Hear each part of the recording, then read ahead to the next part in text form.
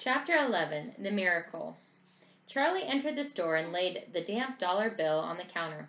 "One Wonka's Whipple Scrumptious Fudge Marlowe Delight," he said, remembering how much he loved the one he had on his birthday. The man behind the counter looked fat and well fed. He had big lips and fat cheeks and a very fat neck. The fat around the neck bulged out all around the top of his collar like a rubber ring. He turned and reached behind him for the candy bar. Then he turned back again and handed it to Charlie.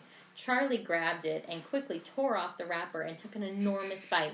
Then he took another, and oh, the joy of being able to cram a large pieces of something sweet and solid into one's mouth. The sheer blissful joy of being able to fill one's mouth with rich, solid food.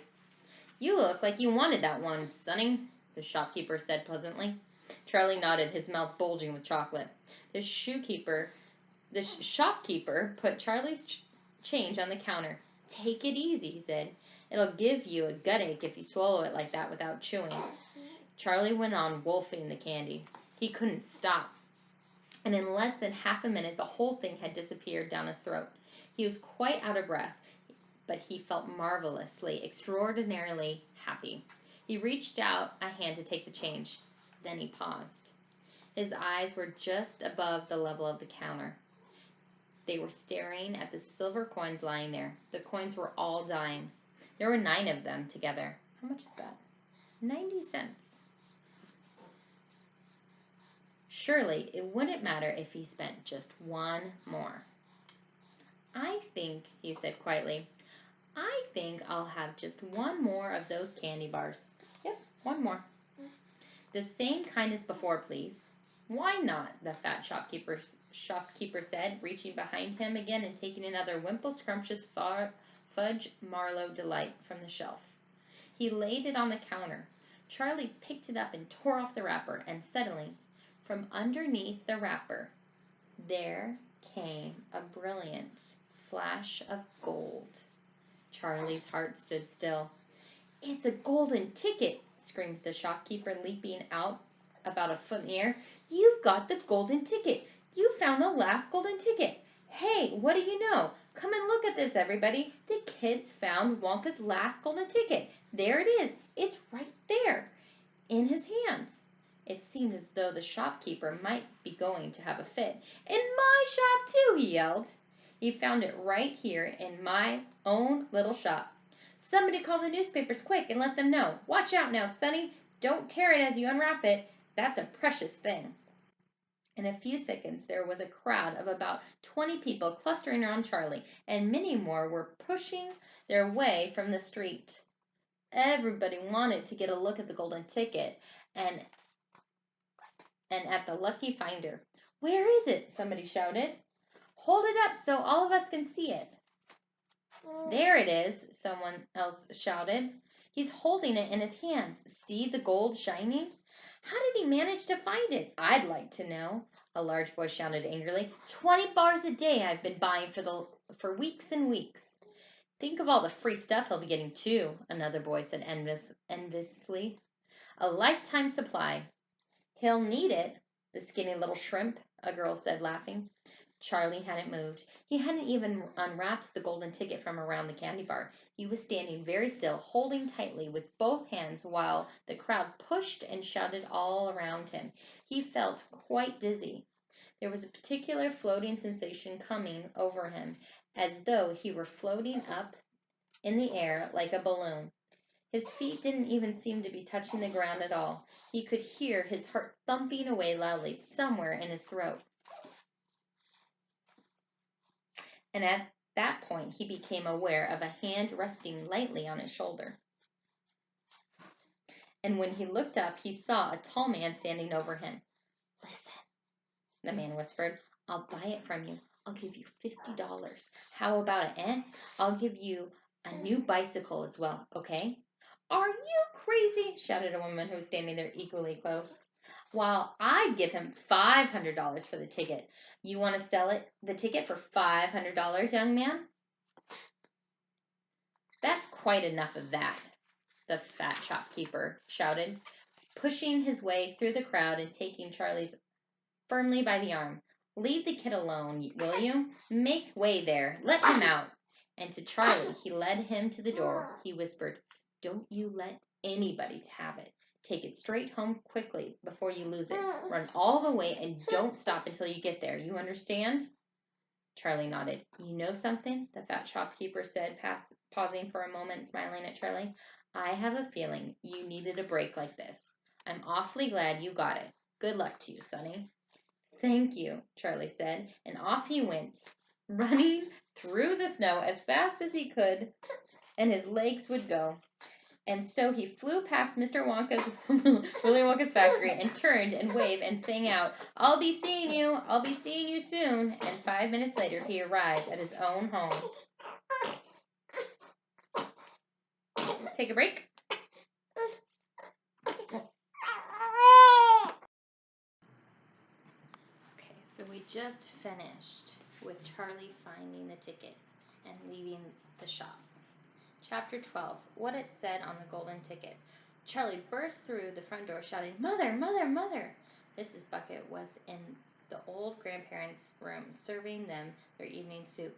"Mother!" yelled Charlie, rushing in on them like a hurricane. "Look what I've got! Look, Mother, look! The last golden ticket! It's mine! I found some money in the street, and I bought 2 candy bars, and the second one had the golden ticket, and there were crowds of people all around me wanting to see it, and the shopkeeper rescued me, and I ran all the way home, and here I am. It's the 5th golden ticket, Mother. I found it." Mrs. Bucket simply stood and stared while the 4 old grandparents were sitting up in bed, balancing bowls of soups in their laps. All dropped their spoons with a clatter and froze against the pillows. For about 10 seconds, there was absolute silence in the room. Nobody dared to speak or move. It was a magic moment. Then, very softly, Grandpa Joe said, "You're pulling our legs, Charlie, aren't you? You're having a little joke." "I am not," cried Charlie, rushing up to the bed and holding out the large and beautiful golden ticket for him to see. Grandpa Joe leaned forward and took a close look, his nose almost touching the ticket. The others watched him, waiting for the verdict. Then, very slowly, with a slow and marvelous grin spreading all over his face, Grandpa Joe lifted his head and looked straight at Charlie. The color was rushing to his cheeks, and his eyes were wide open, shining with joy. And in the center of each eye, right in the very center, in the black pupil, a little spark of wild excitement was slowly dancing. Then the old man took a deep breath, and suddenly, with no warning whatsoever, an explosion seemed to take place inside him. He threw up his arms and yelled, "Yippee!" And at the same time, his long, bony body rose up out of bed, and the bowl of soup went flying into the face of Grandma Josephine. And in one fantastic leap, this old fellow of 96 and a half, who hadn't been out of bed these last 20 years, jumped on the floor and started dancing a dance of victory in his pajamas. "Yippee!" he shouted. 3 cheers for Charlie. "Hip, hip, hooray!" Here's Grandpa Joe jumping out of bed. At this point, the door opened and Mr. Bucket walked into the room. He was cold and tired, and he looked it. All day long, he'd been shoveling snow on the streets. "Cripes!" he cried. "What's going on here?" It didn't take them long to tell him what had happened. "I don't believe it," he said. "It's not possible." "Show him the ticket, Charlie," shouted Grandpa Joe, who was still dancing around the floor like a crazy person in striped pajamas. "Show your father the 5th and last golden ticket in the world." "Let me see it, Charlie," Mr. Bucket said, collapsing into the chair and holding out his hand. Charlie came forward with the precious document. It was a very beautiful thing, this golden ticket, having been made, so it seemed, from the sheet of pure gold hammered out into the most thinnest of paper. On one side of it, printed by some clever method in jet black letters, was the invitation itself from Mr. Wonka. "Read it aloud," said Grandpa Joe, climbing back into bed again at last. "Let's all hear exactly what it has to say." Mr. Bucket held the lovely golden ticket up close to his eyes. His hands were trembling slightly, and he seemed to be overcome by the whole business. He took several deep breaths, then cleared his throat and said, "All right, I'll read it. Here we go. Greetings to you, the lucky finder of the golden ticket, from Mr. Willy Wonka. I shake you warmly by the hand. Tremendous things are in store for you. Many wonderful surprises await you. For now, I do invite you to come to my factory and be my guest for one whole day. You and all the others who are lucky enough to find my golden tickets. I, Willy Wonka, will conduct you around the factory myself, showing you everything that there is to see. And afterwards, when it is time to leave, you'll be escorted home by a procession of large trucks. These trucks, I can promise you, will be loaded with enough delicious edibles to last you and your entire household for many years. If at any time thereafter you should run out of supplies, you only have to come back to the factory and show this golden ticket, and I shall be happy to refill your cupboard with whatever you want. In this way, you will be able to keep yourself supplied with tasty morsels for the rest of your life. But this is by no means the most exciting thing that will happen on the day of your visit. I'm preparing other surprises that are even more marvelous and more fantastic for you and for all my beloved golden ticket holders. Mystic and marvelous surprises that will entrance, delight, intrigue, astonish, and perplex you beyond measure. In your wildest dreams, you could not imagine that such things could happen to you. Just wait and see. And now, here are your instructions. The day I have chosen for you for the visit is the first day in the month of February. On this day, and on no other day, you must come to the factory gates at 10 o'clock sharp in the morning. Don't be late. And you are allowed to bring with you either one or two members of your own family to look after you and to ensure that you don't get into mischief. One more thing, be certain to have this ticket with you, otherwise you will not be admitted. Signed, Willy Wonka. The first day of February, cried Mrs. Bucket. But that's tomorrow. Today is the last day of January. I know it is. Cripes, said Mr. Bucket. I think you're right. You're just in time, shouted Grandpa Joe. There's not a moment to lose. You must start making preparations at once. Wash your face, comb your hair, scrub your hands, brush your teeth, blow your nose, cut your nails, polish your shoes, iron your shirt, and for heaven's sakes, get all that mud off your pants. You must get ready, my boy. You must get ready for the biggest day of your life. Now don't overexcite yourself, Grandpa, Mrs. Bucket said, and don't fluster poor Charlie. We must all try to keep very calm. Now, the first thing we need to decide is this. Who is going to go with Charlie to the factory? I will, shouted Grandpa Joe, leaping out of bed once again. I'll take him. I'll look after him.